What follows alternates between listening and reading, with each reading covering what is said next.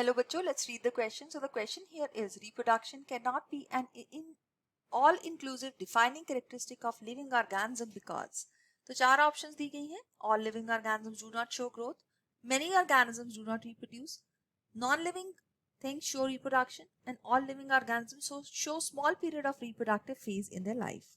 तो इस question के अंदर जो हमारा key concept है वो है characteristics of living beings.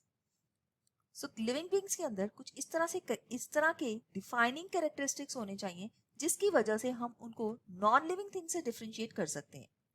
So living beings में ये जो कैरेक्टरिस्टिक्स होते हैं ये बहुत सारे हैं, लेकिन यहाँ पे हमें फाइंड आउट करना है एक all inclusive defining characteristic of all living organisms.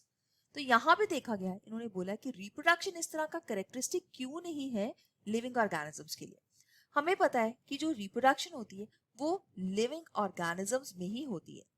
So living organisms they show this process of reproduction, और इस रिप्रोडक्शन के प्रोसेस से ये अपनी कंटिन्यूटी ऑफ जनरेशन करते हैं, मतलब कि आगे अपने ऑफस्प्रिंग्स लेके आएंगे और इनकी स्पीशीज जो है वो कंटिन्यू करेंगी.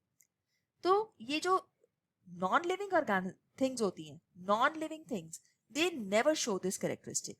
Non living things never reproduce. So इस वजह से हम लोग को ऐसा लग रहा है कि हमें ये कहना चाहिए कि रिप्रोडक्शन जो है it can be taken as a inclusive defining characteristic. लेकिन यहाँ पे एक एक्सेप्शन है, और वो एक्सेप्शन उन स्टेराइल ऑर्गेनिजम्स की है जो कि रिप्रोड्यूस नहीं कर सकते. सो यहाँ पे स्टेराइल कपल्स हो सकते हैं जो कि इनफर्टाइल है, मतलब कि वो बेबीज प्रोड्यूस नहीं कर सकते. तो ऐसे केसेस में हम ये कह सकते हैं कि reproduction can not be an all inclusive defining characteristic. तो अगर हम देखें कि अगर हम इसको डिफाइनिंग कैरेक्टरिस्टिक लेंगे तो ये स्टेराइल कपल्स को हमें नॉन लिविंग मानना पड़ेगा, राइट.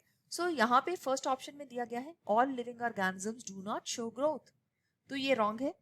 सब living organisms no doubt growth show करते हैं. Many organisms do not reproduce, ये बिल्कुल सही है, क्योंकि कई ऑर्गेनिजम्स स्टेराइल हो सकते हैं तो वो रिप्रोड्यूस नहीं करते हैं. सो हमारा बी ऑप्शन जो है वो बिल्कुल सही आंसर बन जाता है हमारे इस क्वेश्चन के लिए. So let's mark our B option as the correct answer for this question. Now let's talk about the third one. यहाँ पे लिखा है non living things show reproduction. ऐसा कभी भी नहीं होता है कि नॉन लिविंग थिंग्स में रिप्रोडक्शन होती है. और फिर लिखा गया all living organism show small period of reproductive phase in their life. ये सही है बिल्कुल, वो सिर्फ रिप्रोडक्टिव फेज अपनी लाइफ का जो है उसी में ही रिप्रोड्यूस कर सकते हैं, बट इससे हम इसको डिफाइन नहीं कर सकते हैं कि वो लिविंग ऑर्गेनिज्म नहीं है. तो ये भी ऑप्शन रॉन्ग बन जाती है. तो हमारा बिल्कुल करेक्ट आंसर जो है इस क्वेश्चन के लिए that is B part. I hope you have understood it well. All the best. Thank you.